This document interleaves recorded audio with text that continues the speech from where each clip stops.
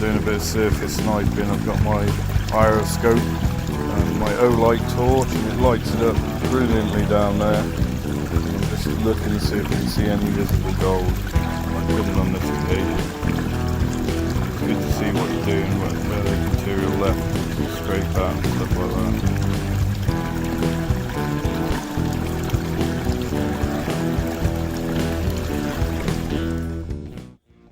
What I developed as a scope for under the water. I've broken this one. I've done a couple over the last year or so, and just for viewing underneath the water. It's a good length, that is, just so you get it in there.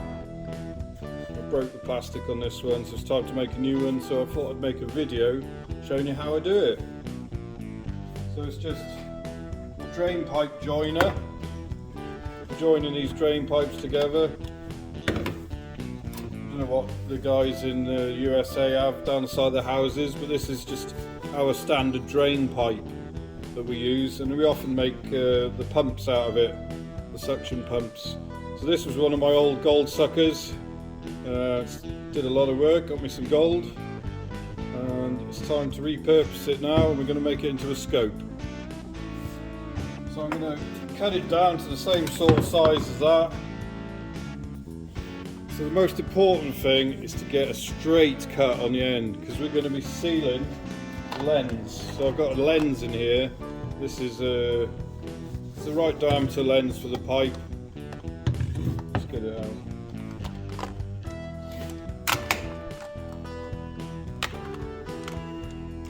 So these are for DSLR cameras. I know nothing about cameras, I haven't even got a camera, this type of decent camera, but they're lenses that fit over the end, and they're the correct size for they fit perfectly on the end of a 65mm drain pipe. So the first one I made, I used a +2, which it was magnified, but I don't think it needs to be magnified at all. So this one's just a plain clear lens. So I'm going to PU glue that to the end of the pipe. Some straight up polyurethane sealer. This stuff goes solid, and it's the most important part, is getting that sealed on the end of there so no water can slip up the side and create problems with the viewing.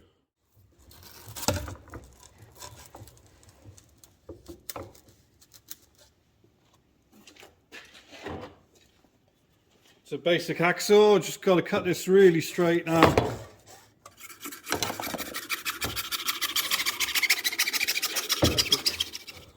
Flat all the way around with no gaps, or you won't get a good seal on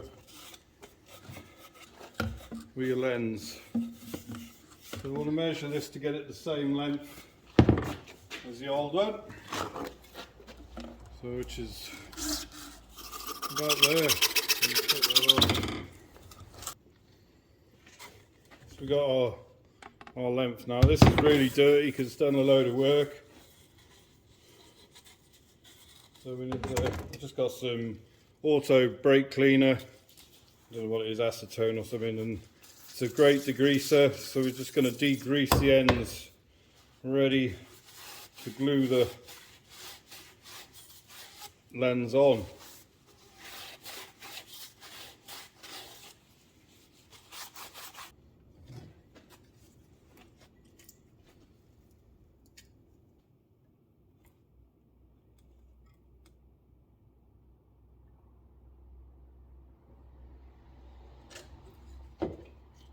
Got to be really steady hand with this. I'm not the best at gluing things.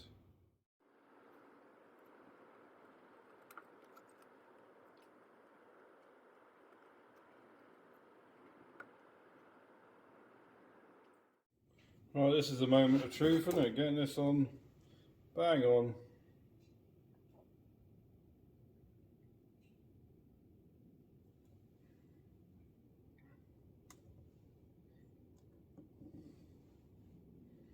That all the way around.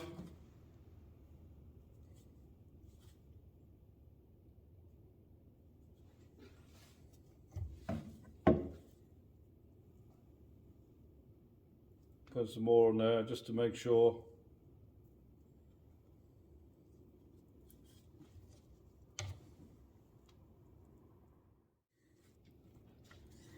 So you want to get a line of glue all the way around that seam inside, or it'll leak, and you don't want that.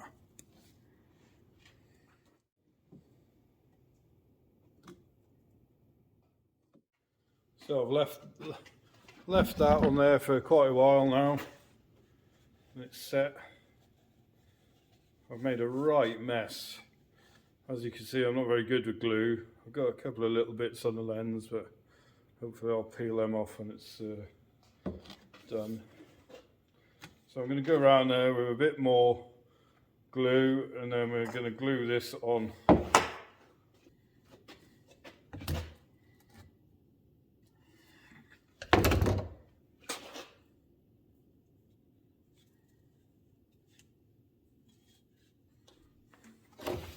So although I've made a right mess, it's definitely sealed all the way around the top there. So I'll put a load all the way around that now, and we're going to fit the end on.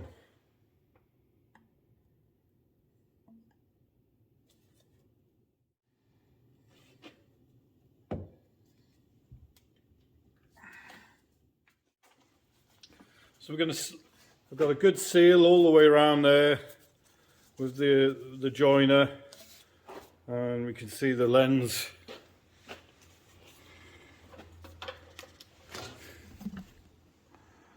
Down the end.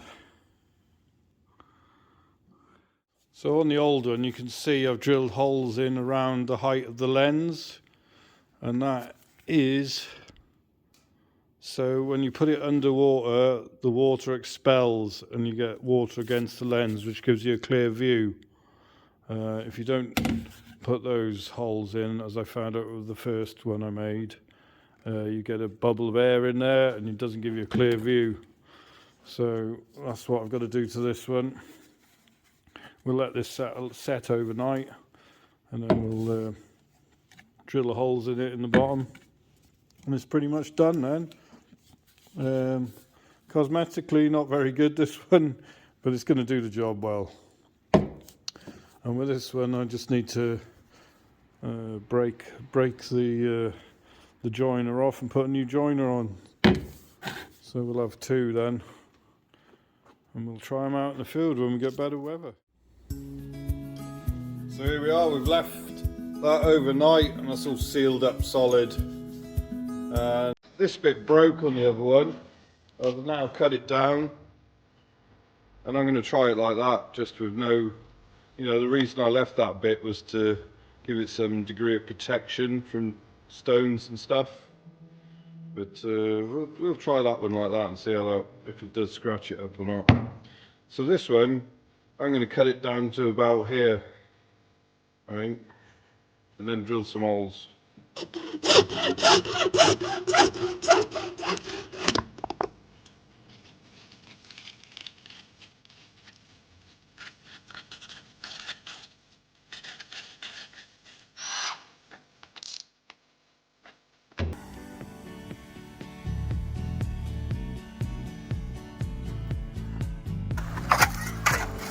There's Matt Chevrill's testing out the gyroscope, the newly made